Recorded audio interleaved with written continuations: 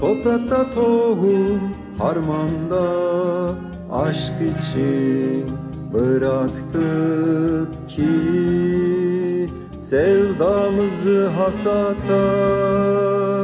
Bülbüle, bülbüle söyleriz hasretimizi.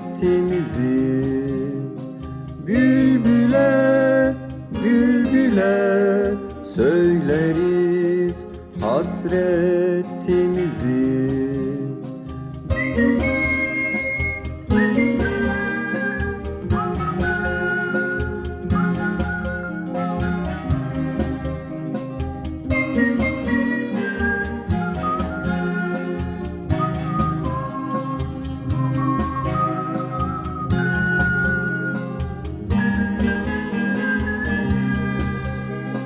Gülüşü asi, uslanmaz çocuktuk, olunmaz ki sevdamıza engel.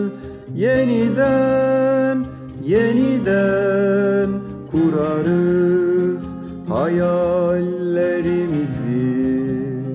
Yeniden, yeniden kurarız hayallerimizi. Yeniden, yeniden kurarız hayallerimizi.